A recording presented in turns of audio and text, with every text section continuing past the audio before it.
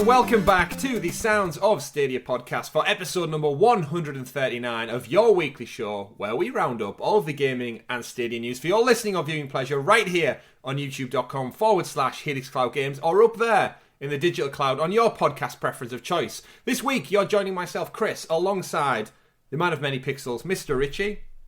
You know what? In order to record this, you had to pull me away from making my new city, and it's glorious. Is that a new city in City Skylines? It is indeed. Oh, I'm so bad. Sorry, I do apologise.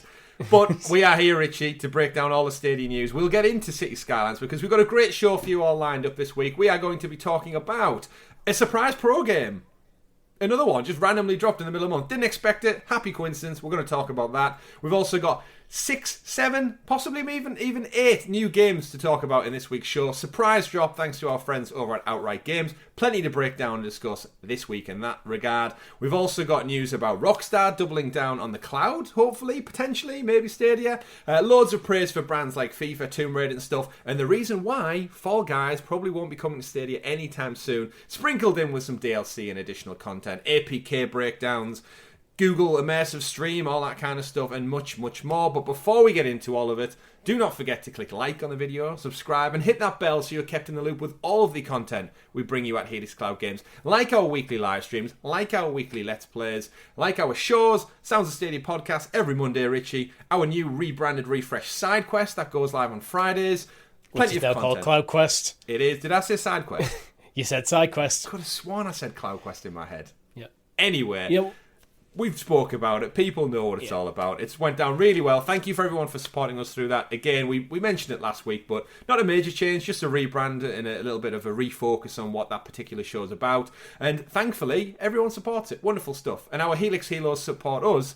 I said Heroes as well. Heroes. Our Helix Heroes, in fact, support us that extra little bit longer, a little bit more, and they get the show up to 6 days early, just like you can. So as we get onto that later on in the show, we'll remind you. But Richie, you mentioned it at the top of the show. I've pulled you away from it.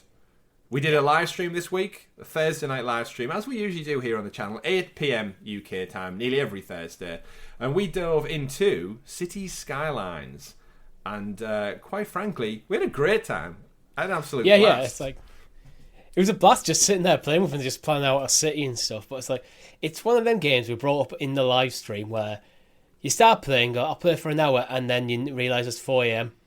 Yeah, there was what happened? Really crazy time. We were just, again, we were going through our taxes. We were talking politics on the show, in real life and both in the game. We were managing sewage and electrical output and education levels in our newfound city. We were giving our viewers and listeners residence. We were just dishing out the residential homes like there was no tomorrow. Having a great time. Yet, glanced out the clock and it was like 10 to 10. We'd been streaming for nearly 2 hours and it had gone just like that. And that is the good sign of a SimCity-esque game. What do you refer to these as? I was going to say RTS, but city simulators. SimCity is literally the best form of saying it. It was absolutely terrific, and we'll get into that as part management of the news, sims. That's the management sims. Yeah. You were my planning officer for the city. We let the chat and the crowd get involved in name places. We dedicated. What do we have, Richard? We had the Phil Harrison Memorial School dedicated to Mr. Phil Harrison for our education board. Then we also had it was the hospital dedicated to Grace, former community manager. We did, yeah. Heals the community. And then we had Shaka out there for running the fire station for our sick bands, or putting out PR fires, as you said. I think on the stream. Great episode. First look for me and Richie. So if you're new to the game, go check it out. We kind of figured stuff out as we went, and I think we did a really good job. We did. We didn't really have any fires. We didn't have any major issues. It was actually a very well-run city. I'm proud of it. What I was quite impressed with, you managed to manage the city, and you didn't take out a single loan through that entire stream. Where the couple of games I've started and the one I'm currently playing through, I end up using loans. I've managed them well, but it's for me. Sometimes it's more impatience than anything. I want to build this thing. It's like, take a loan, build it. Yeah, it's very easy. It's very easy to get caught in with that one. But we'll talk about that more. No doubt we'll probably jump back into Helix City and have a look around. But let us know in the comments, how are you enjoying it? How are you playing it so far? And we will be talking about it in a brief moment because it's our first story in the news bracket. But before we do get there, Richie, There is actually a Richie's retcon ritual we need to touch on from last week's show when we announced some Ubisoft titles that had been listed on Ubisoft earnings report. Good old Ubisoft. What did they go and do 2 years in a row, Richie? Yeah, well, I want to bring up then, this is not, we weren't wrong in reporting this. The information was correct to the best of our knowledge at the time. Ubisoft screwed us. They announced that For Honor was coming to Stadia. Again, and again, a couple of days later, after we recorded, actually, was it the Monday after the episode went live? Yeah, pretty much, yeah. They turned around and go, oh no, For Honor's not coming. Yeah. It was an error in their investors' call. They reached out to our friends at Stadia Source and just clarified with them. For the second year in a row, For Honor season content has shown up in the earnings report, alongside all the other games, Riders Republic, Rainbow Six Siege, Valhalla, all the other titles that are on Stadia and Luna. It was actually listed for Luna as well, we should point out, but for some reason, whether they're just trying to secretly hide this big release, but as a few people mentioned, For Honor, as well as the game is supported, it is an older title, so it seems odd that they would keep slipping up on this one. Do you think it's ever actually going to come, Richie, or...? I don't know, because it is an ongoing title that they do still support. And I haven't heard any rumours of a For Honor 2 down in the pipeline or anything. So and it feeds into their Ubisoft plus narrative as well. They want all the library on those platforms. So I don't know. I don't know what the status of For Honor is on crossplay. I think we talked about it last week a bit, but it's like without crossplay, it's not worth bringing. With has crossplay, I don't see any reason not to. Yeah, well, we did some research into their website, and it said crossplay is currently in development and rollout. So, and that's what made us think, that means it probably is in line for a Stadia and Luna launch. I do think it will honestly come. It just Ubisoft for some reason can't either commit to announcing it or not announcing it. Well, along with other things. So something we're going to be talking about in CloudQuest is the Ubisoft Classics, and it isn't listed as a Ubisoft Classic. Ooh, that is a good point. Yes, little tease for CloudQuest there. Episode number 68 goes live for our members, actually, at the time of listening. If you're listening to this now on Monday or later in the week, it's already up for our members, our Helix Heroes. Click join below. You get early access to that content. If you don't have the cash to spare to support our channel, do not fear. It will drop on free feeds come Friday, and you can enjoy it then on YouTube or on podcast services. So, Richie, Retcon Ritual out the way. We got a busy jam-packed show, so let's dive into it. If you could introduce us to the super sexy special Stadia story segment, aka the news. Busy news week this week, and once again, it is supported and sponsored and propped up by our Helix Heroes. Shout out to the newest member to the Helix Hero channel, CubeApple76. Thank you for your patronage. Thank you for supporting and joining us. You now get a super sticker next to your name, loads of exclusive perks, and access to early content, just like the aforementioned CloudQuest. One of the best shows on the internet, I've heard, Richie. It's getting rave reviews all over podcast services. I actually referred to it as the best cloud gaming show on the internet. I think in one of our members only community posts when we launched the show. We are nothing if not humble on this channel. But let's get into the thick of it, Richie. Story number one, we've alluded to it already slightly. Cities Skylines Stadia Edition arrived on the platform this week with a nice little tease surprise. We got a tasty little blog post updating us on some of the titles, and to many people's surprise, City Skylines, it goes pro straight away. The City Skyline gameplay elements introduce the thrills and hardships of creating and maintaining a real city whilst expanding on some well-established tropes of the city building experience. We've already obviously touched it and discussed it and broke it down, but for those who've not played it, it's from Paradox Interactive. Over on social media, actually, a lot of the developers were praising the Paradox team themselves. I think one of their former, I don't think he was the CEO, but he was one of their leads, tweeted out basically saying like it was a hard graft to get it over to Stadia. So there's certainly a story in there somewhere. There's some kind of interview to be done, to be had, because it doesn't seem like it was the smoothest port.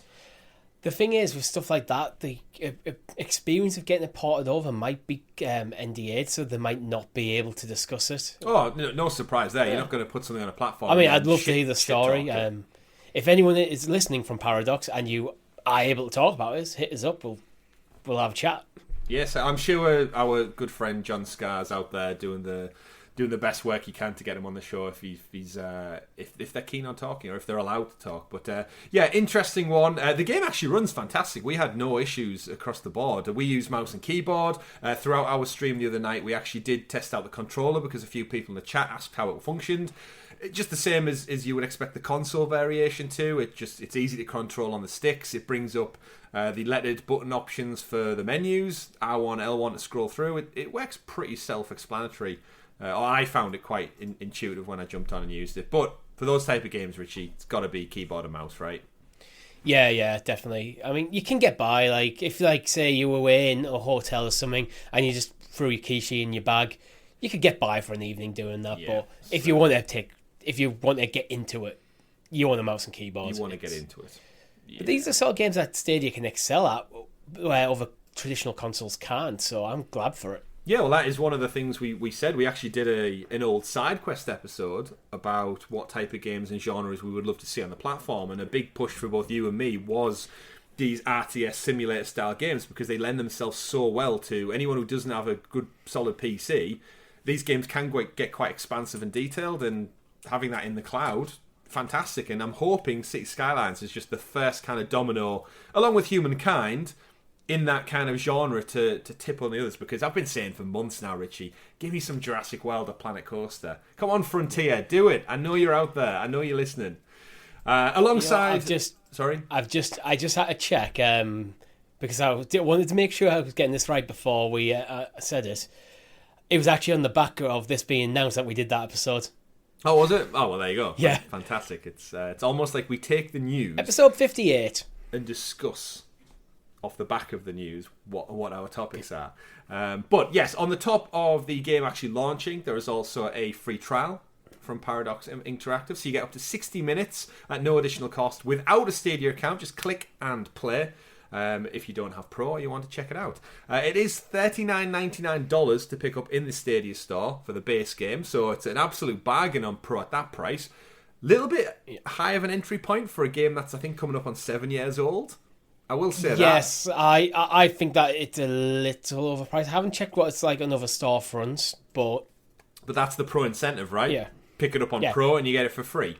So that's the kind of, they're clearly pushing us towards Pro with that price point. And then on the addition to side of that, if anyone's checked out the DLC for City Skylines, there is a ton of it. So Spicy, much so, I believe if you buy everything, the kind of super deluxe add-on pack with everything, it's something like £130, £140.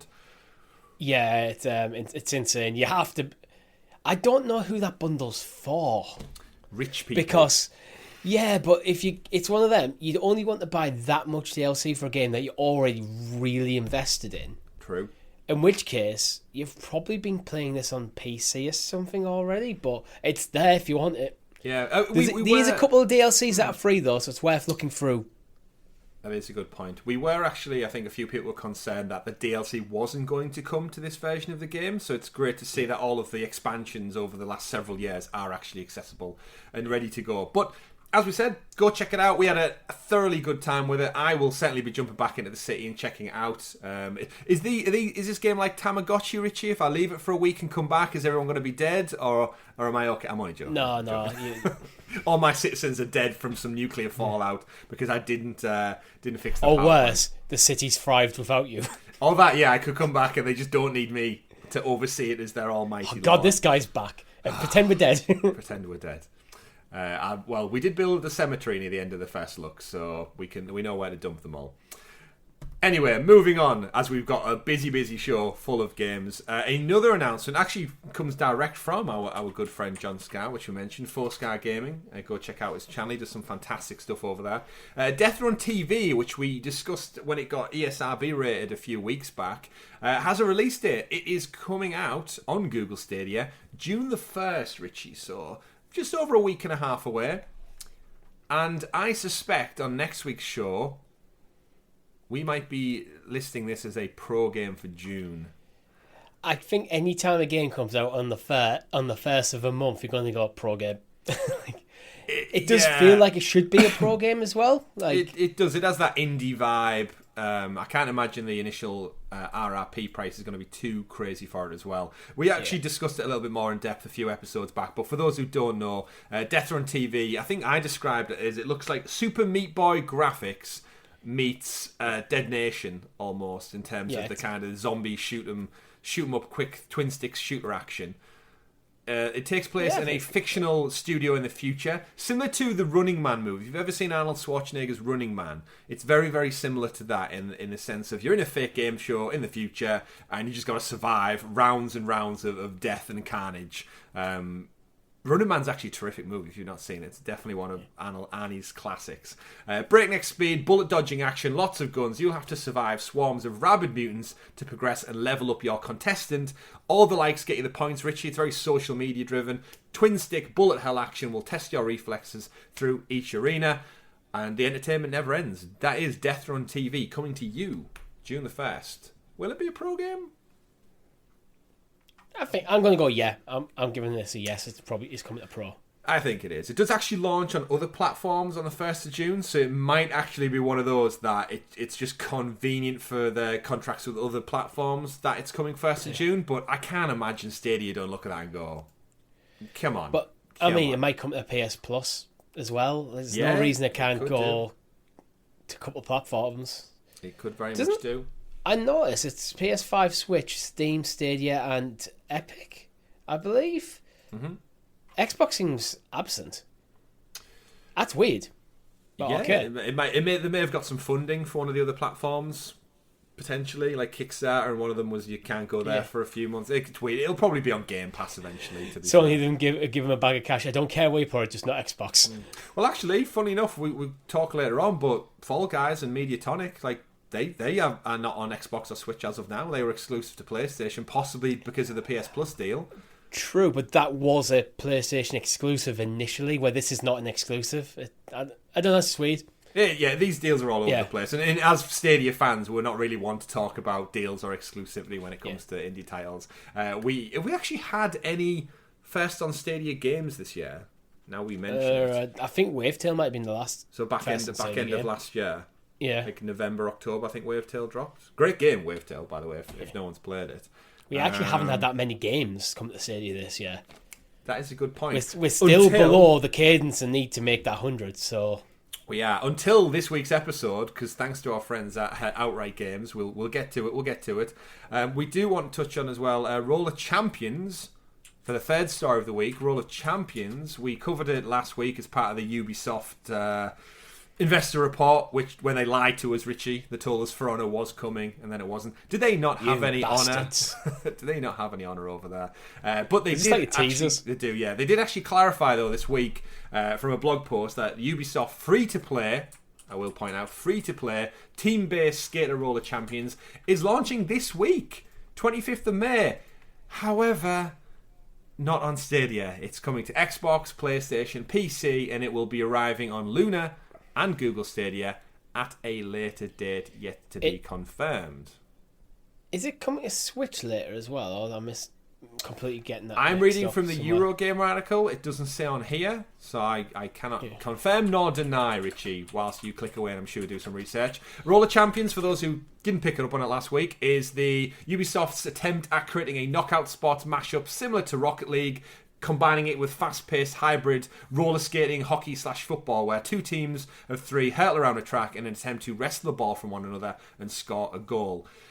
Now, weirdly enough, this is actually getting some good early previews. So unlike Hyperscape, which kind of died a death upon release, I think the service for Hyperscape only lasted 18 months, which is scary for a company the size of Ubisoft to only support it for less than 2 years.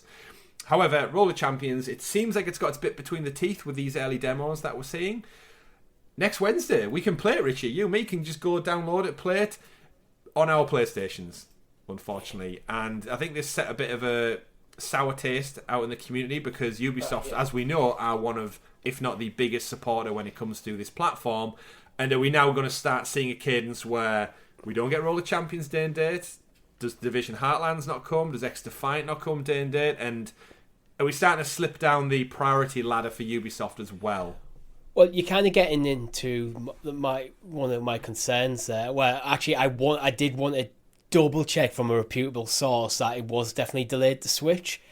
Because it is, I can confirm from GameSpot, found a decent article there. Yeah, it's confirmed to be coming later to Switch. My worry is not so much is it, are we getting it later? It's like, are we potentially getting the Switch version rather than the PlayStation version or the Xbox version or the PC version? Because it only seems to be delayed, from what I can tell, on Switch and Stadia. Well, the game does support crossplay and cross-progression, which is Ubisoft's tactic at the moment. It's delayed on Luna as well, so it could be just a cloud thing. Possibly. I will it's possible the Switch is going to be a cloud version by then. That is true. Yeah, possibly. Actually, yeah. Reading from GameSpot, the game will arrive on Nintendo Switch and via streaming. Oh, my bad. Okay. I misread that sentence as Nintendo Switch via streaming. It's like, I didn't see that. Via streaming. I'll actually throw in a little chuckle for yourself there. The initial article I was reading from, the end of the article does say, with versions supporting crossplay and cross-progression, Switch and mobile releases are also planned. So if I'd have just read it fully. But we go through a lot of news here on the show. It's sometimes hard to keep up with it all. The fact that it's getting a mobile release does make me think that the mobile version is going to be the base entry level, and all the other versions with crossplay and cross-progression are going to kind of build up from the mobile version. We've seen it at the moment with eFootball. That's what happens with theirs, because they also have a mobile version. So if you start at the lowest common denominator and work your way up through the platforms, and that's how you get cross-play and cross-progression working quite well. But anyway, I'm intrigued by Roller Champions, and I would have loved to do a live stream on a Thursday night with our lovely community out there, but it looks like we might have to wait a little bit longer. Just a little bit for this game. Well, I'm hoping we get a big drop of Ubisoft games to Stadia in a single month, because then I'll get 1 month for Ubisoft Plus. We'll cover a lot of stuff, and then I'll have to pay for 1 month of it. Unless something tickles my fancy, but... Unless something tickles your fancy. Well, actually, before we get into the next big chunk, Richie, I will jump ahead slightly to another Ubisoft game that was confirmed and dropped on Stadia this very week. Far Cry Primal finally sees the light of day. It's thawed itself from its ice age that it was given. It's been over 1 whole year since a Stadia blog actually said Far Cry 4 and Primal will be coming to the platform. The end of the open world game takes on the back of the Far Cry 4 map. Massive beasts, breathtaking environments, unpredictable savage encounters, no guns.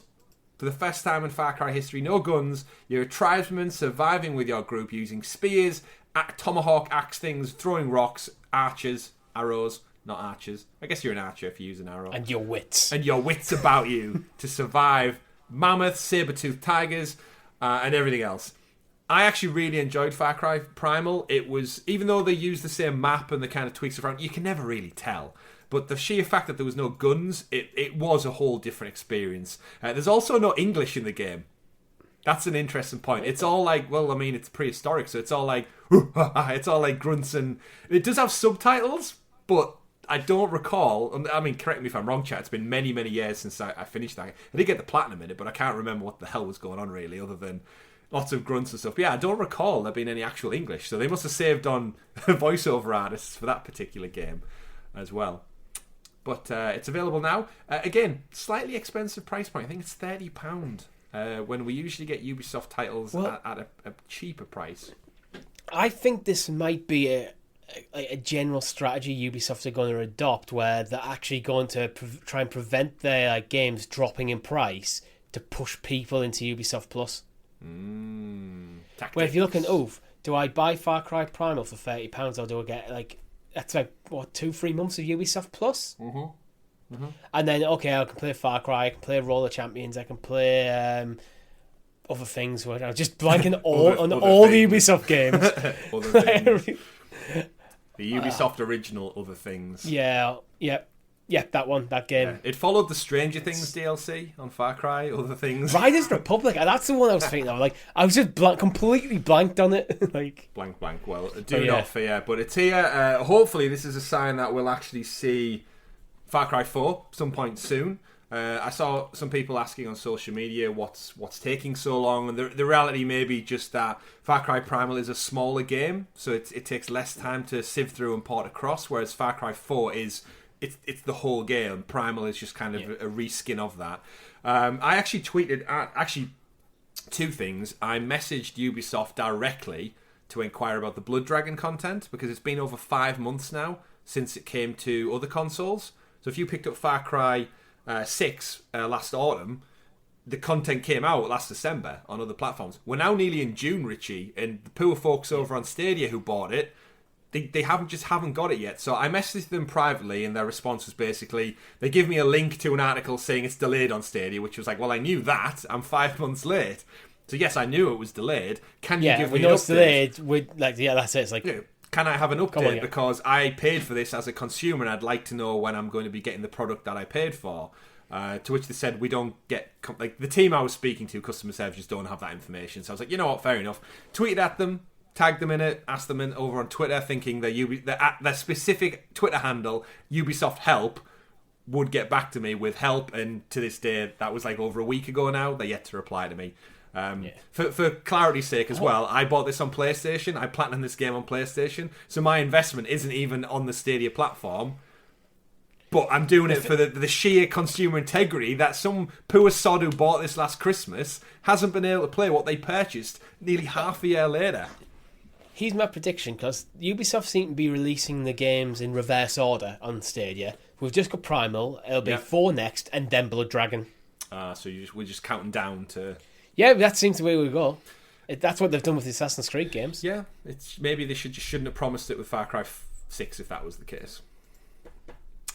But we digress. That's a little bit of Far Cry update for me this week. It's not Mafia, but it's getting there. I'll keep an eye out for you, because I'm such a passionate Blood Dragon fan. More so than I am a Mafia fan, funnily enough. Do you want a Mafia update, Richie, while we're here? I know you weren't expecting it. No, let's do it. Surprise Mafia update. Surprise Mafia update, incoming. It has been 602 days since it released on other platforms. 25th of December, 2020. Seeing 2020 out loud seems so long ago now. 2020 September, over 600 days ago. It was teased on Twitter in May of the same year, which was 737 days ago. So the Hangar 13 team tweeted out and said, hey guys, Mafia Definitive Edition Trilogy will be coming to Stadia. We'll let you know more updates on that soon. Here we are, 737 days later. Oh, they crack me up. They do. 2 years later, they've had no update. The only update we've had is the release of 1/3 of the things that were promised. Yeah. They also are going backwards, maybe. So we've got 3, then we'll get 2, then we'll get 1. Maybe in time before 4 comes out. We'll see. We digress. We joke. Yeah. Our long-time listeners and viewers know our feelings towards the Mafia franchise now, well and truly. Remember when I did that first look? When we were drunk on our live stream at the very end of the night. It was our celebration for something. Was that one? Was it an anniversary stream last year? It might have been, yeah. It was 2-year anniversary stream. And what better way to celebrate than playing a game I am starting to detest. Either way, we won't go into it. We've got games to talk about, folks. Next story of the week, Outright Games delivered us their very first digital showcase event in the form of Outright Unpacked 2022. It was a nice little showcase. The actual presentation didn't run for too long, which I think is the perfect bite-sized amount for digital showcases. You don't want to drag it out too much. And they give us a slew of games coming to the Stadia platform. I'm sure those eagle-eyed viewers over on social media have seen them all so far. But then we got a nice little community follow-up blog to basically break down everything that was coming and just lock in some dates and times. So reading from a combination of the Stadia blog and also myself, Richie, I covered this for Stadia Source this week, wrote more articles back to back to back than I've ever done before. Did not expect a reporting on some titles ever in my life, but we'll get into it. Story number 1, DC Super Pets confirmed. It was ESRB rated a little while back. DC League of Super Pets, The Adventures of Krypto and Ace, to give it its full title, is officially coming on July 15th. So not too long away at all. We mentioned it before, but just to let people know, suit up as Super Dogs Krypto and Ace and soar through the 3D streets of Metropolis in a bot-smashing, pet-rescuing adventure inspired by the new movie, which I don't think is out yet. When Superman and Batman's favourite caped canines uncover a plot to petnap Metropolis' stray animals, these four-legged fighters aren't just going to roll over. So unleash Krypto's heat vision, Arctic bark powers, or Ace's batarangs and shoulder charge attacks to bring evil bots to heel, rescue the animals before they're locked up, and pamper them at the pet adoption centre to earn super rewards. Then prepare for the ultimate battle. Who is behind the pet napping plot? Now, this is an on Rails. Not really on Rails, but it's an on Rails game, similar to, what would you say? Star Fox. Star Fox, would you say? Yeah, it looks actually. Thingy There's some of the GIFs and there's some of the GIFs on the Stadia community blog does look kind of Star Foxy. Yeah, it looks like fine. Not in terms of aesthetic, but in terms of how it plays with that square reticle moving around. It looks quite fun, actually. Yeah, I wonder if you can do a barrel roll. Oh, you've got to be able to. Surely. Yeah. Actually, yeah, he does in the first GIF. But yes, Krypto is Superman's dog. I'm going to go with. And Ace is Batman's dog in this kind of extended pets universe. I'm going to go... I mean, he's got Batarang, so... I'm surprised it's not more bat labelled. But you know what? The game looks great. I love the fact that all these outright family games have the most elongated titles ever. DC League of Super Pets, The Adventures of Krypto and Ace. It's because a lot of them are named after like TV shows, so they've got to get the full TV show name or movies in like the name of the game, and then they've got to get like the suffix in there, which is basically the name of the game anyway. They do indeed. You love to see it. That is the first game that's up on the list. Did we ever get that Zorro game? I don't believe so. Because that was based on a Nickelodeon show or a Netflix show, right? It was like Zorro and the something Antonio Banderas Puss in Boots or something like that. I really can't remember. I don't think we did. I remember us talking about something. I don't think we did. I remember because I got the damn trailer for a random kids show I've never heard of before. But anyway, we digress. Game number 1, Krypto and Ace. Game number 2, Richie. This was something I never expect to be reporting or writing about in my life as a 32-year-old lad. My Little Pony, A Maritime Adventure, is also confirmed and coming to Stadia. For those people who are My Little Pony fans out there, Sunny, not Sunny Cloud Gaming, don't get too confused. I mean, it may be him, I'm not 100% sure, but I'm pretty sure it's not. Sunny wants to bring the magic of Maritime Bay Festival back to Equestria, but some pony is about to spoil her damn plans. These horses, Richie, they're such bitches. That would have been Ace and Krypto, actually, maybe. Save the celebration for putting on fashion shows, rescuing cute animals, flying with Pegasi, and more, with a helping hoof from our new My Little Pony friends. This game is classic kind of family games. Lots of little puzzle quests. There's a dance mat part. There's jump over the bricks and avoid the obstacles. Kind of like seems to be a bit of a collector fun going on. Yeah, it's like got its own little mini open world. You get explore and you collect these little stars by the looks of the video trailer. I can't say that I've looked too much into it. I'll be honest. When I did the Stadia Source article, I very much just copied and pasted most of the blurb from the website. I didn't want to waste much of my adult life looking into this. But if you are a fan of My Little Pony, you can, as listed on the blog, the features of this game. Be a pony. Number 1, be a pony. And not the Sony fan version of that. 2, learn new powers, because ponies have powers. Explore Maritime Bay, I was going to say Maritime Bay then, and multiplayer party mode. 2 players can put on fashion shows, herd bunnies, and more. Now, I know this isn't for you, Richie. We joke all the time with these games. It's not for me. You know what I'm going to... for some reason, I just can't get this out of my head. What I'm going to suggest here, and I haven't discussed this with Chris, so he doesn't have a clue. If we can break 2,000 subs by the end of the year, we'll do a first look. I mean... Yeah. Yeah, if you want to dangle that carrot for those viewers and listeners out there. Yeah. Funny enough, actually, you should mention that. Because I did notice throughout the week, and we haven't actually brought it up on the show yet, but our subscriber count is on the cusp of 1,500. We are 13 at the time of recording. Yeah. I was going to say, that's where I thought you were going with it. No, God. If you are listening out there and you're halfway through the show already, we really would appreciate you sharing it on social media, tagging other people in it, anyone who's out there on the Reddit threads who genuinely is looking for Stadia content. And I know it can be quite thin on the ice sometimes. We're a rare breed of Stadia content creators now. Some of them are dropping like flies. There's some really passionate ones who are out there. Some who are trying to get the news out, get talking about the platform. And we want to do our absolute best. And we can only do that so much ourselves. So you actually sharing the content, tagging and retweeting and posting that isn't direct places that we might not deal with. We do appreciate it, but we would love it if we could get over that 1,500 mark at some point soon. So we're just 13 subscribers subscribers short of 1,500. And as Richie said, yeah, you know what, fuck it. If we get to 2,000 by the end of 2022, then yes, we will do a My Little Pony stream for your enjoyment, I guess. And you know what? We've been saying for a while that we should do a full, like, Overcooked 1 stream. Should we do that for our 1,500, celebration? Yeah, we can. We'll hit 1.5, yeah. Because we both have the game. We do. So we've just been looking for the right time to play it.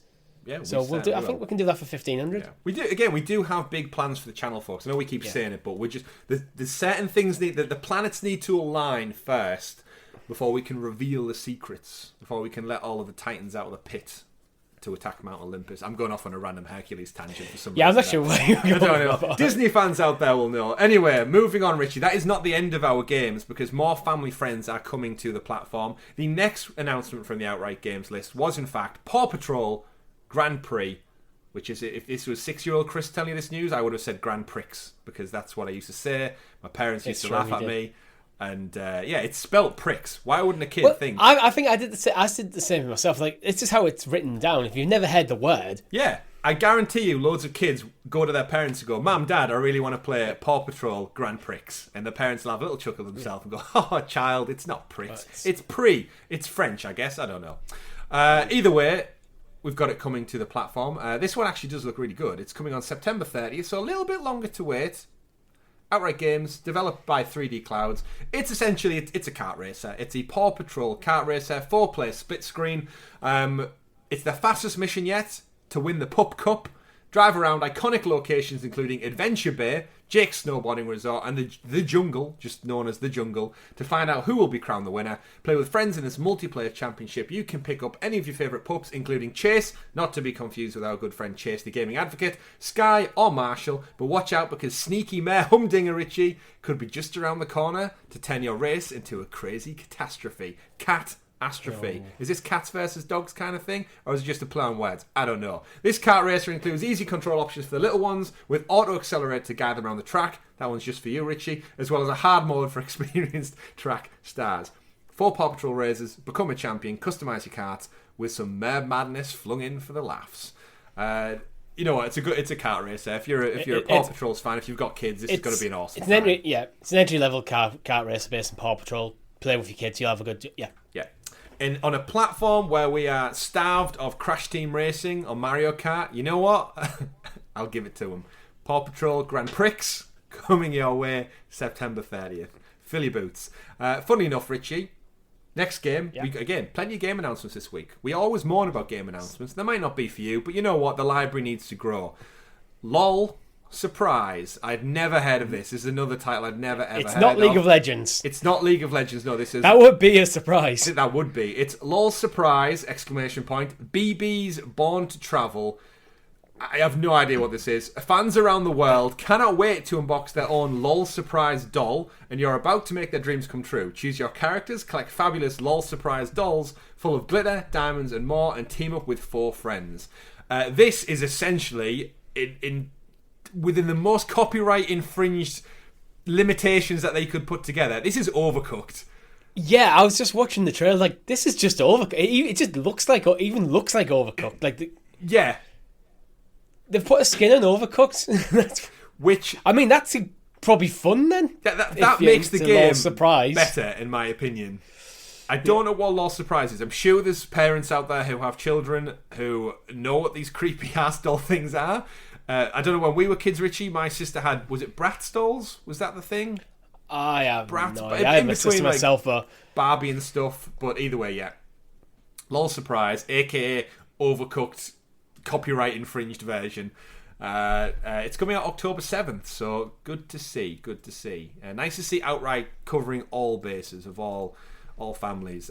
To manify it a bit, Richie, to bring it back around to something that we're probably a bit more familiar with. The next entry was Star Trek Prodigy Supernova, coming October 2022, based on the Prodigy TV animated series. After the Pro Star picks up its strange readings from a dying star, Dara L, I want to say, and Gwendala race against time to save their friends, their ship, new alien species, and an entire planetary system before a supernova destroys them all. When the ProStar's malfunctioning transporter scatters the crew across 3 alien planets, Dal and Gwyn, it's because she's called Dal as a shortened version, that would have made sense earlier, must use their wits and skills to overcome ingenious puzzles, endure hostile environments, and battle deadly robot armies to rescue Jancom, Pog, Rotak, Zero, and Murph. But as they search for their friends, they soon discover a sinister and deadly new enemy, one that will stop at nothing to destroy the Protostar and change the very course of history. I have no idea what I just read out, but I am a Star Trek fan, and I don't recognise anything or anyone mentioned in there. Give me some Picard or Chris Pine in the new reboot movie, Zachary Quinto even, at a stretch. From what I can tell, Star Trek Prodigy is a Star Trek animated series from Nickelodeon. Is that from the artwork? You figured that out? No, so it's literally in the trailer. Okay, I'll let you off then. Yeah. So it's probably just like, I don't know if any of the traditional like Star Trek cast are in there, but it might be. It might be like most like the Netflix spin-off show. It's usually like an alternate universe or a different time period that doesn't interact with, like, you don't want Sir Patrick Stewart showing up in every version of Star Trek. You need to mix it up to some degree. I mean, ideally, yes. The features of this one: you can play as 2 characters, either solo or co-op in 2-player mode, in an exciting action adventure. There's new worlds to explore, as I mentioned, with environments, puzzle solving, challenges, and mysteries. There's alien species to learn about their history, discover secrets as you battle new enemies and nemesis. Is Nemesi the plural of nemesis? Nemesis. Anyway, we'll learn more in October when this game drops on Stadia. So the games keep coming thick and fast. The last one from Outright's Unwrapped event as we round out these 6 game announcements. DreamWorks Dragons Legend of the Nine Realms, following up on the other DreamWorks Dragons game, which I can't remember the name of as I say it out loud. What was it? No, I can't remember. DreamWorks Dragons... Think, Chris, think. DreamWorks Dragons.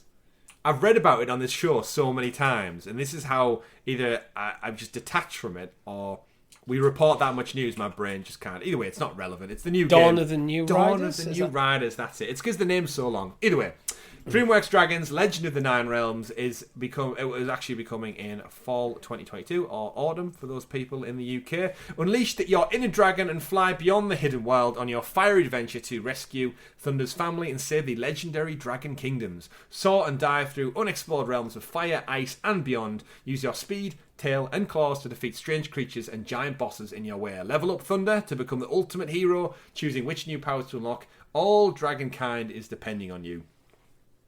Now, what I do like about these games, Richie, these for me are very much the Spyro the Dragon. Not just because it's a dragon, but it's the similar mechanics. You get a bit of an open world.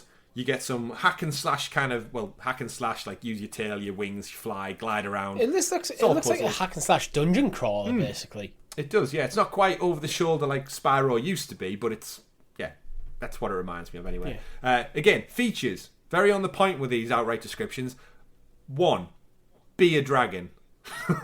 You can be a pony in the other one, be a dog in the other one. This one you can be a dragon. 2, you can fly to new realms. 3, you can build your own character. And 4, you can unlock new heroes, which is the characters from the rest of the mythology, I guess, within. Funnily enough, unlock new heroes: Plowhorn, Wu and Wei, and Feathers. Now, Wu and Wei, 2 of the families from the Chinese Romance of the Three Kingdoms story, so these must be Chinese dragons. I haven't seen any of the show or the movies, so I'm not too sure, but Wu and Wei. Wu and Wei, interesting. Any Dynasty Warriors fans out there will know what I'm talking about. Either way, that brings us to an end. Not of the show, don't worry, don't panic just yet, folks. We're not fully done yet. To an end of the Unwrapped showcase. Did you get a chance to actually check it out yourself, Richie, or did you just read the blog? I'm not going to lie, I just read the blog. I didn't really have that much interest in sitting down and watching the show. I watched the trailers while I was prepping for this episode. That's all you need to when it comes out, right? That's all I really need. I don't, because I'm not going to play these games. Potentially, maybe with my nephews at some point in the future, if they come. Sorry, but what if we hit 2,000 subscribers by the end of the year? Okay, yeah. that My Little Pony. But that wasn't planned. That's true. We'll rue the day we said that. Hopefully, I mean, I think we'd have a blast doing it, to be honest. As long as we're drunk. Yeah. Anyway, I'm not doing it sober. Moving on. We got a little bit of a tease from Thunderful this week. So Thunderful Games, publishers of the SteamWorld Dig games. The studio formed Thunderful Games in general from a merger between the old Zoink Games, who made the SteamWorld, and Image and Form. They've confirmed they have 4 SteamWorld titles in the works. Now, we do know, I should say, about SteamWorld Headhunter. We actually, I think it was announced probably half a year, if not longer ago now, probably sometime last summer. I feel like it was at one of the events. Something Jeff Keighley did. Either way, SteamWorld Headhunter we know about, because it wasn't going to be your classic SteamWorld Dig game.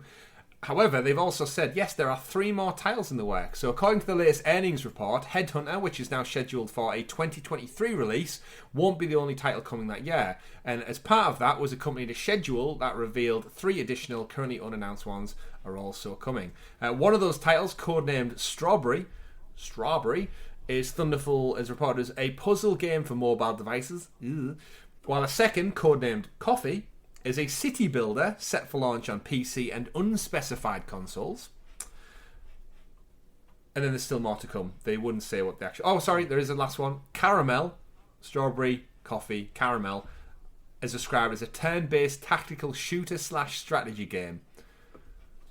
So, Richie, it looks like 2023 is going to be a big world for those SteamWorld fans out there. Stadia? Yeah, I wonder. Thunderful have got a good relationship. We've got SteamWorld games. Yeah, they're I can see that. They're smaller titles as well. I can see them coming. I'm wondering if Caramel is closer in scope to something like a SteamWorld Quest, which is that's more of a tactical RPG, but you use like cards. You lay cards on the board to do your battles. Maybe a sequel. With it being I don't think so. With it being a tactical shooter. Whereas Quest is very much fantasy orientated, but I might be completely off base there. It's the SteamWorld games are one of those titles where I've played them, I enjoy them, but they always just seem to be about. They don't really go they're always well reviewed, they're always well received. They've got that art style that's very recognisable, and they just kind of exist, and people love them. And I congratulate them for that. And I really do hope, and I do believe that we'll actually see these titles on the platform as well. We've had most of them as a pro game, I think, at one point or another as well. Yeah, I believe so. We've definitely had Quest because I played that. I think, did we have Dig 2? I'm not sure if we had Dig 1. I think, I was thinking that. I think 1 was the weird anomaly where they gave us the sequel but not the original. What's the other one? SteamWorld. Why are we so bad? Let us know in the comments. Wow, we're rusty this week. Actually, there wasn't a pun intended in that, but the character's called Rusty, right? In SteamWorld. That's actually, I think. Hey, it works out. So we might be terrible at the game's names, but the character's name was pulled out there. Moving on, next story of the week. We got an update from Remedy. We actually reported on it a couple of weeks ago. They have a lot of projects in the works, and they've actually came out, they finished studios, part of their financial results, and basically clarified a few things that they are working on. We know they've got Alan Wake 2, currently being worked on after the Alan Wake remaster, which apparently didn't sell that well. So, interesting to look into there. And then they also have Vanguard, or codename Vanguard, codename Condor, and other projects. Do you think Vanguard and Condor is a better name than Coffee or Caramel? I don't know. I think they're all fine. I think the project titles rather than game names, so... Unless you're Nintendo and it's Project Strategy Triangle. Or Octopath. That's Square Enix. That there's Octopath and then like Triangle Strategy. I can't believe we got a game called Triangle Strategy. Octopath, great game though. It is, and on Stadia. Triangle Strategy. And on Stadia, like that. I think that is often overlooked by a lot of people. That is one of the sleeper hits that are on this platform. That if you gave it to a bunch of people who didn't know what Stadia was and said, "Oh yeah, it's got Octopath Travel," they'd be like, "Isn't that a Switch exclusive?" And you'd be like, "No, it was. No. It was not any longer." But yes, the Remedy broke down as part of the news this week as part of their investor call.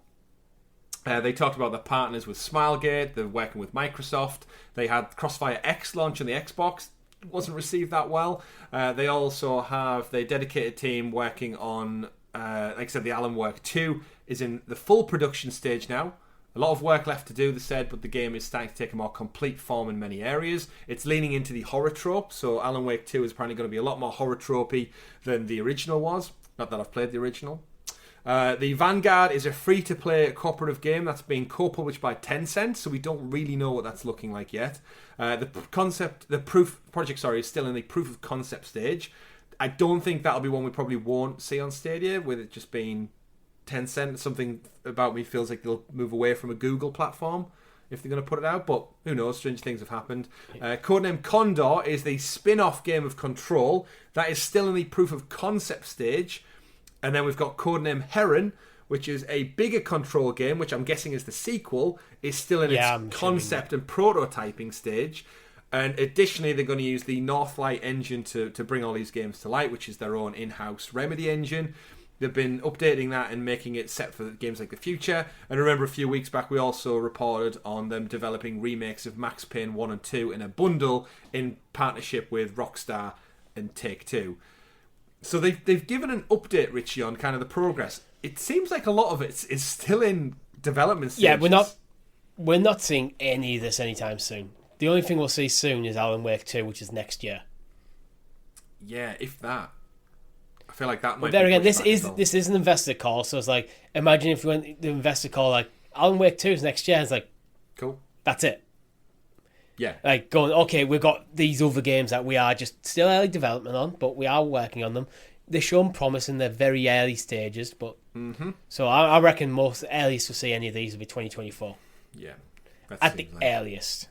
That seems like a safe bet, which is a shame because Control came out in 2019. So when I think I played Control in the September, and then I played Jedi Fallen Order at Christmas. Yeah. Great 2 games back to back. And yet, I feel like we're imminently about to hear about Jedi Fallen Order 2, and that Control 2 is so far away because it seems like they've spread themselves out across so many. They've obviously done so well off Control. They've made all these new deals and decisions. Like Alan Wake wasn't a thing, and then all of a sudden it's like back and better than ever. But I wouldn't be surprised if in their like timeline for development, it's like we'll get Control out, then we'll switch over to Alan Wake remaster, remake, whatever it was, and then we'll switch on to Alan Wake 2 because.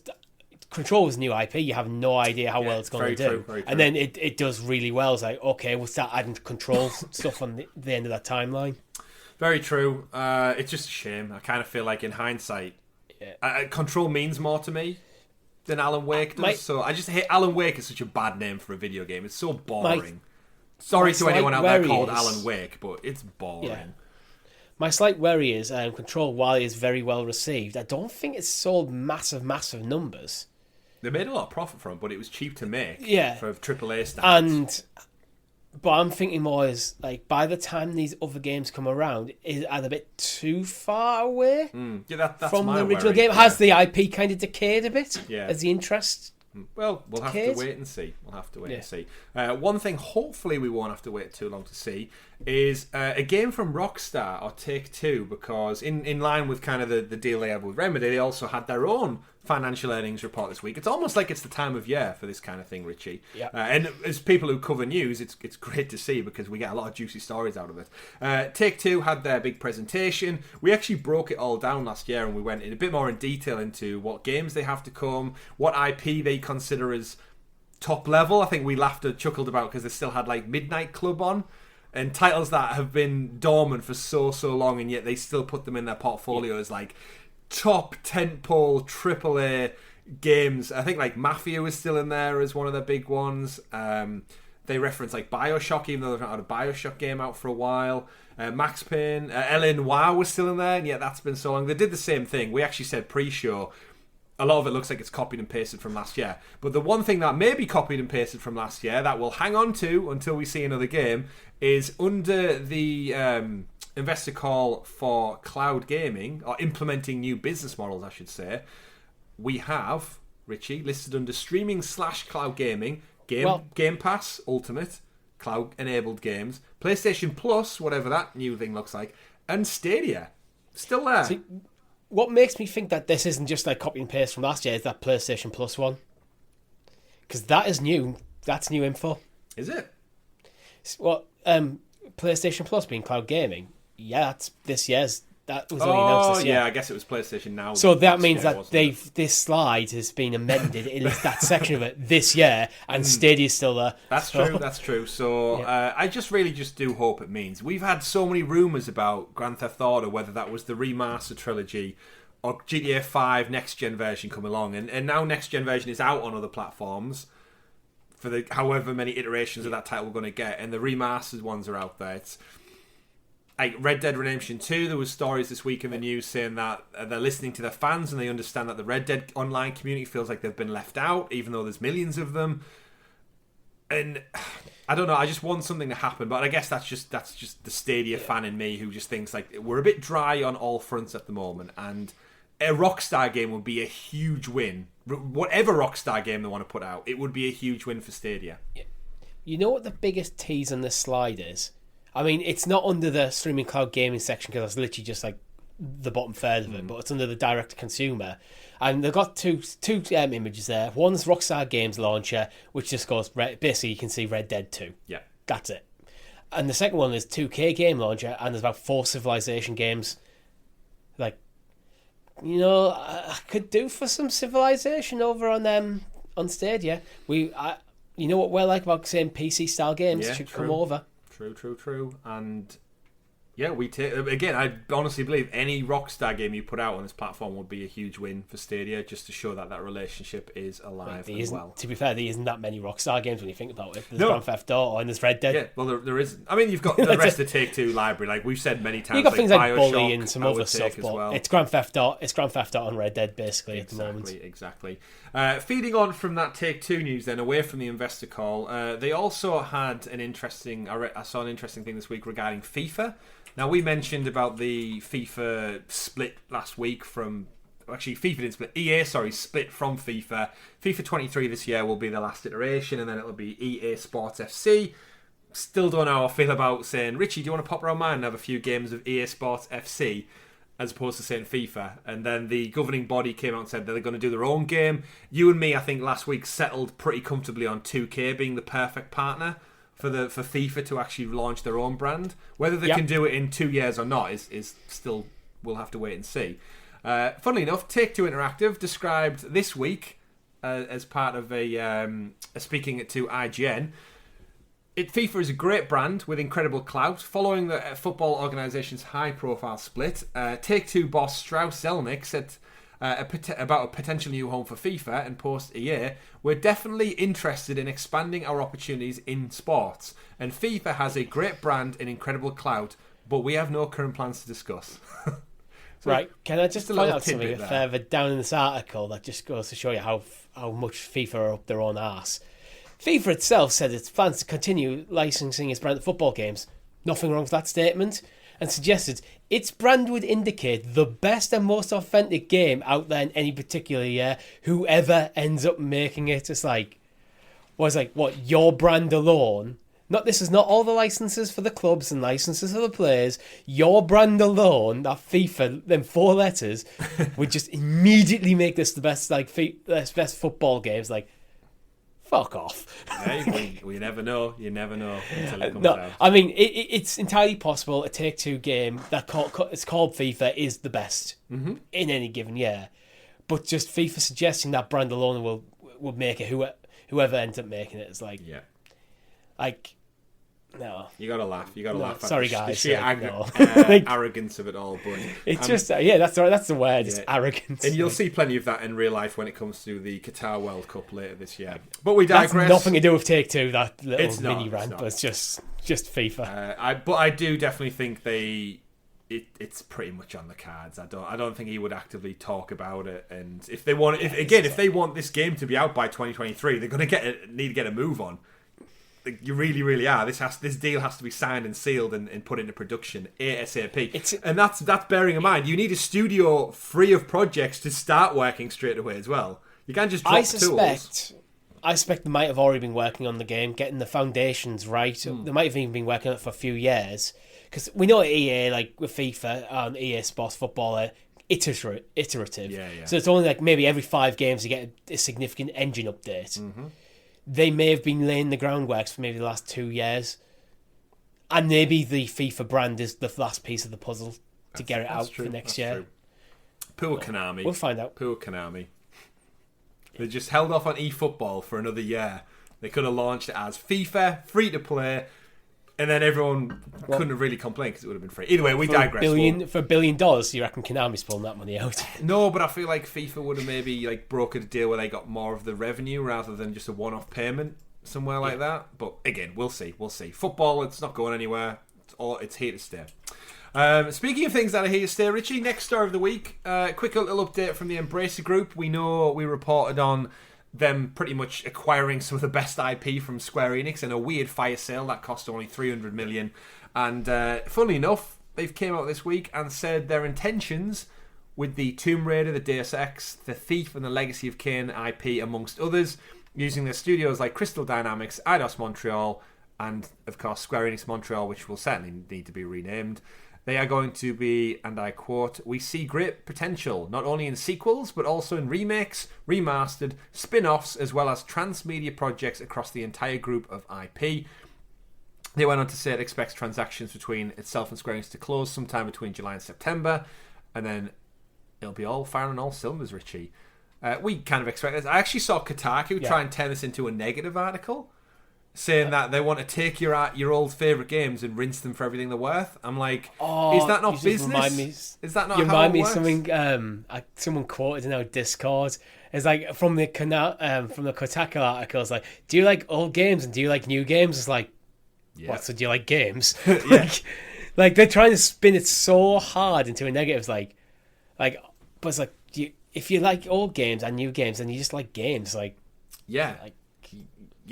Like, I'm a firm believer of, remasters aside, if you're getting a better version of something that you got, like, the old version still exists for the most part, And the thing is, for people who don't like remasters and remakes, just don't buy them. Yep. If people like the game and haven't played the game in a long time, want it on a new platform, or have missed out on it, remasters and remakes are a great way to get people back in. Yeah. I'm all for, as long as it's not that expensive new content, I'm all for it. Absolutely. And you know what? I just don't buy it if you're not interested. Yeah, if they decide to remake Tomb Raider 1, 2 and 3 in a new engine, fine. But then at the same time, they're going to be making a brand new Tomb Raider franchise entry anyway with modern tech and engines. I might buy that as well. But like you said, Richie, I just won't buy it if it doesn't appeal to me. We said a few episodes ago about the Sonic Origins thing. Will I buy it? Will I not buy it? Yeah. Who knows? But guess what? You all have the choice, folks. Just like buying things on any platform, playing games on any platform. Play and buy and spend your money wherever you want, wherever makes you the happiest. It's your decision. The thing with this purchase is they haven't bought the IP, they've bought the studios as well. Yeah, that's true. So they've got all the people who made the last Tomb Raider games now working for them. Yeah. And so it's not like they bought the IP and give it to someone else who's not has the same track record. It's literally the same people working on it. And that's another funny thing to go off video games as well, as we say about studios evolving and changing and stuff. Anyone who worked on the original Tomb Raider game back in 1995 or 6, they're probably not even in the industry anymore. A lot of them have probably moved on. They're in high positions. They might have even retired. They might be in totally different industries right now. But we go, the studio that made the original Tomb Raider. Not many of them are there. We laugh all the time with, I think, Naughty Dog as well. The teams who made the original Uncharted and Jak and Daxter and Crash Bandicoot, they're a lot of them are millionaires and they've moved on and they're happy in retirement now and they do other projects. So again, video game development, it's all iterative. It evolves and changes and people come and people go, and at the end of the day, it's just the brand. It's the kind of the legacy of the brand that's left with it. So would I love to see Naughty Dog take another bash at a Crash Bandicoot game? Yes. Would it be anything like the old one? I don't know. But again, it's such a weird way we go around with video games. Lots of odd stuff happening. Next story of the week, Richie, is also a very odd thing happening. Of course, Mediatonic, now owned by Epic, had a presentation this week centered around Fall Guys. The little bean Total Wipeout-esque game that kind of took the world by storm. Was it last summer or was it the summer before? Time's funny like that. It must be a year. It must be one whole year, right? It was very much a COVID game, so I think it might be almost 2, 2? But it's Right, okay, so the crux of the story is Fall Guys is going multi-platform on Nintendo Switch and Xbox. So that would have been a 2-year exclusive? No, it must have been a 1 year. And free to play. And free to play, yes. And it's a shame because before Epic came in and bought Mediatonic, I thought we might saw this on Stadia. Mediatonic actually put out a little indie title on Stadia over a year and a half ago now, which made me think they were maybe testing the water for Fall Guys. I think I said it was going to come last summer, and then it came as part of the presentation. As we said there, it's going to be PlayStation, Switch, Xbox, and Epic Games Store as well. They're taking it away from Steam, funnily enough, as well. So there's a little bit of bad blood there. But not coming to Stadia. And funny enough, our viewers and listeners out there, the Stadia community, did what they do best. And they tweeted at them and said, Consino in particular, one of our Helix heroes, any news about company Google Stadia, would love to play it there. And in between a couple of responses, Consino actually tagged Tim Sweeney of Epic Games himself and said he'd like us to think he's Robin Hood battling unjust sheriffs, fighting Apple and Google in those lawsuit cases that we covered on the show a few years back for small developers. But we know it's about the money. Maybe someday he'll throw us a bone, but I imagine Google will have to pay big. To which the one and only Tim Sweeney replied to him and said, for your information, we give the PC game streaming services like GeForce Now and Shadow permission to stream Fortnite, etc., and we don't seek a fee from them. Stadia could do the same if they ran the Windows version, but currently it's Linux plus proprietary Google APIs. So Richie, I don't know what you want to take away from this. Tim Sweeney's totally cool with Fall Guys being on Stadia.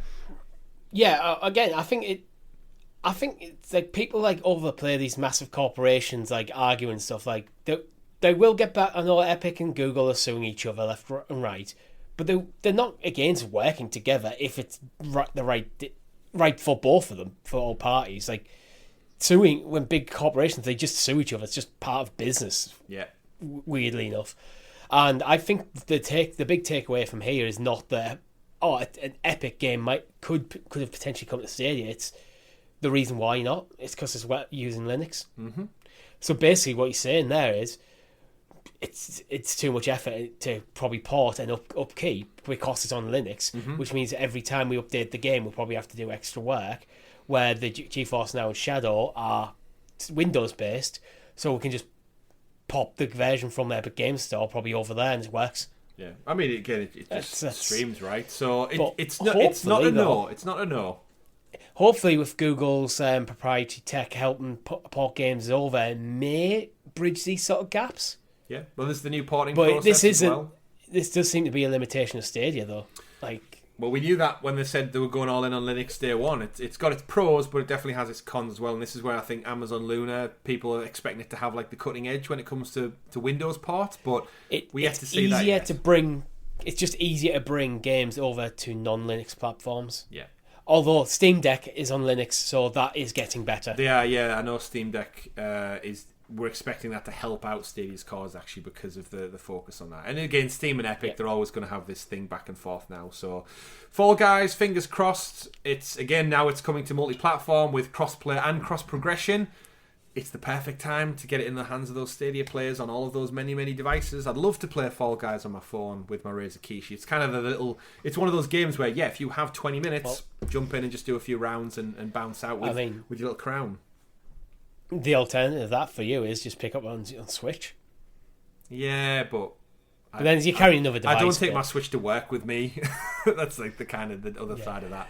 I'm happy to play on my phone, but taking my Switch feels a bit one step too far. Yeah, people will question what you're taking that around with you, but we digress.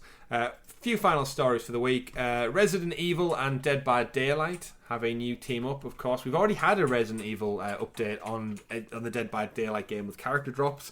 It's, of course, the game what balances original characters with licensed crossovers, including franchises like Hellraiser, Stranger Things, and Silent Hill. And obviously, Resident Evil is always going to be popular. Project W is the next one. No doubt alluring to the Wesker family within the Resident Evil lore and franchise. It is Resident Evil canon, and the project is going to be coming up soon. It's possibly in line with some of the Netflix series that's coming out, Richie. I don't know if you saw the trailer for the Resident Evil movie drop this week, all focused on Joy. I actually haven't. Looks interesting, to say the least. That's it. That's all I need to know. That's all you need to know. If a series is not, you need to watch this, I just don't bother. So yeah, I actually don't have Netflix at the moment. I said on a previous episode that I cancelled it for the first time since 2013. So we'll see. We'll see about getting back into it. But in regards to Dead by Daylight, it essentially just probably means some new character packs to go in with Project W. Legendary skins, takes on different characters that have already came in previous Resident Evil content. The protagonists, Chris Redfield, Lisa Garland and such, is the one from Silent Hill.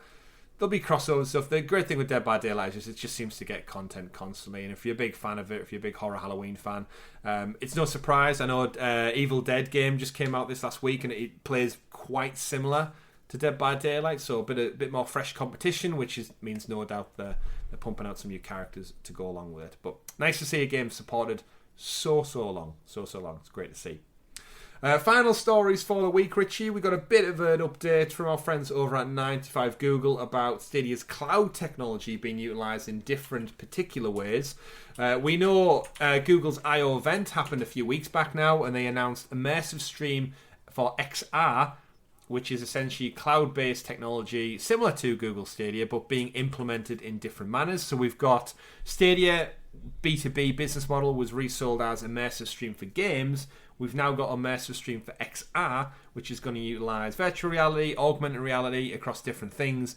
And it looks like they've partnered with BMW to launch a kind of augmented reality way of rendering a BMW on your driveway, the interior, change the colours, change the features, rotate it on the spot. All of the kind of typical stuff that you would do on a car website, just now it's done in the cloud instead. Yeah, well, I think you can go on car websites and you can build your own car, build your own, like, this is what a car look like. But by using things like AR, I mean, if you desperately need to see how it looks in your drive, like, you can do that. I think, though, it'd be more because it's, like, fully rendered rather than just stock images, like, kind of stuck together. Yeah. You'll be able to get more of a 360 experience, probably potentially even things like open the doors potentially on your phone. Yeah. Like, you could, that stuff that you don't really get, that you can only get from the showroom, you might be able to get some of that. Yeah. So it's cool. It's cool tech. It is. It's interesting that it's being used for that kind of thing. I know there's a big push for like augmented reality. There has been for some years now. At Google I/O, they actually demonstrated the glasses that did like Google Translate live and in the moment. Project Iris is going to probably be using that for like maybe overlay graphics and stuff. If the information is, again, with the glasses, there's not much space for like a GPU or a chipset or anything. So actually being hooked up to the cloud and all that information being rendered in real time via cloud technology could elevate the space required. Kind of similar to how your phone uses like Google Lens and stuff, but it does it all through the internet rather than actually store the information on your phone. Yeah. But we digress a little. It's nothing really to do with Stadia, but I just thought it was really interesting how we've now got Immersive Stream for games, and now we've also got Immersive Stream for XR coming out. And it's actually already up on BMW's website, so you can head over if you want to have a look. Check out that BMW on your driveway, indeed. Or in your living room, if that's what you want. I mean, yeah, if you can park it in there, then why not? Why not? A few final updates this week from Stadia. We had a latest APK file was broken down by our friend Carl Bradshaw over at 9to5 Google as well. And shout out to those guys for doing these APK files, because I think it does take a lot of hard work to drill into like the technical coding and actually see and try and speculate on what exactly it can mean, and to just put it into an article. It makes our lives a lot easier. So it's a lot of hard work, but we do appreciate everything the guys do over there. Not many updates based on the last one we broke down, Richie. I think 1440p streaming is still in the pipeline. It's not been added yet. That's an important update in my opinion. It is indeed. Of course, the little added reference to up to 1440p has been added, so it does look like that's on the horizon for anyone who uses a desktop PC or a laptop with a higher resolution.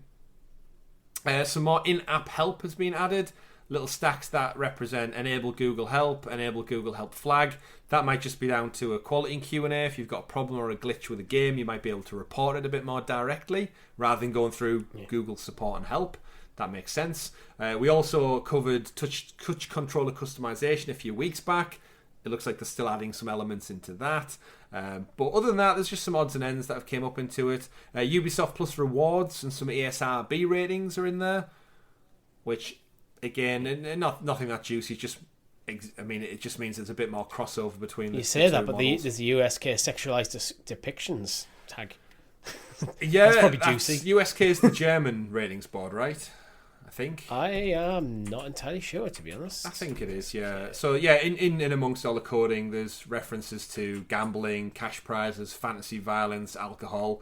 It looks like the Stadia app is just going to focus and hone in a little bit more on user ratings, age ratings for children. No doubt with all these outright games coming down the pipeline, Richie, we need to make sure that Paw Patrol and My Little Pony does not include any fantasy violence or scary moments, or more importantly, sexualized depictions. Yeah, that'd be quite... Yeah. Cut it out. An odd 10 for that game. And then the final one, which is Carl's picked up on, is there's something broken into the code file that says Model Bruno. But as Carl rightly points out, we don't talk about Bruno, so that's all we know on that particular part right now. And that brings us to the end of the APK breakdown, the end of your Stadia news. But I did want to end this week's episode, Richie, with a nice little funny piece of news from pop culture relating to video games. Anyone out there who's going to check out the new Chip and Dale film on Disney Plus this coming week? It's a throwback to Chip and Dale. It actually, you know what, Richie? I'm guessing you haven't seen the trailer for this one.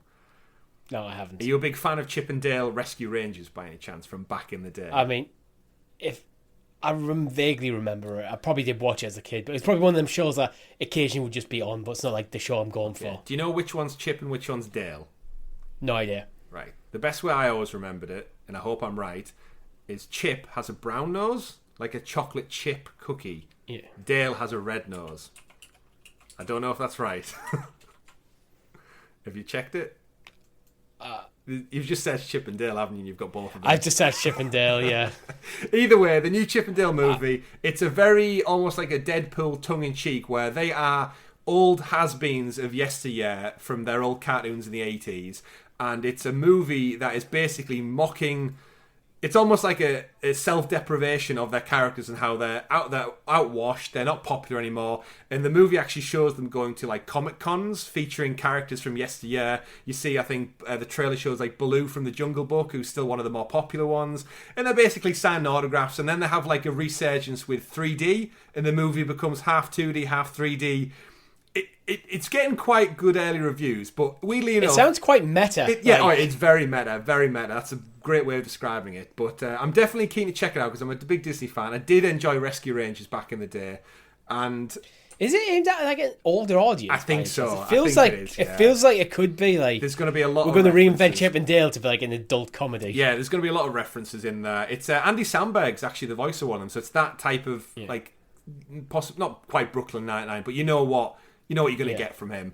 And without divulging too much, guess spoilers if you're planning on watching it, but it's not that big of a spoiler. It's all over the internet by now. When they're at the Comic-Con event in the movie signing these bad autographs, they bump into Sonic, but not Sonic as we know him from the movies. They bump into that horrific human being teeth-wearing Sonic from the trailers.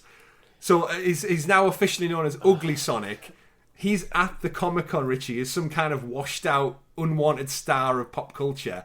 And I think it is meta, and it's so funny that he's now a real thing in a movie. Oh, his face in this article is so bad as well. It's worse than I remembered. Yeah, he's got human teeth. He's a hedgehog and he has human teeth. He's a freak of nature. He is. But you know what? Maybe it's just a clever bit of marketing for Sonic 2, the movie, and also Sonic Origins. I actually like that it's in the film, but damn, Sonic's ugly. This version of Sonic is ugly. Many other iterations are cool and cute, I guess, to some degree. But that brings us to an end, Richie, for episode 139 of the Sounds of Stadia podcast. Thank you to everybody who's tuned in, listened along for this week's shows. We round up all of the gaming and Stadia news for your listening or viewing pleasure. We are about to go away and record. That was backwards. The next episode of CloudQuest, Richie. Episode number 68. What are we talking about on this week's show?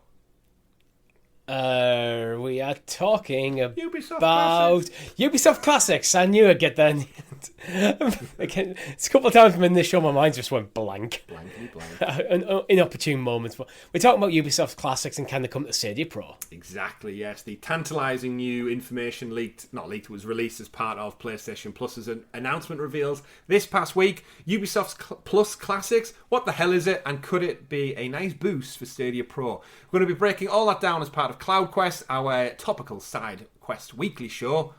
I kind of said side quest in CloudQuest show.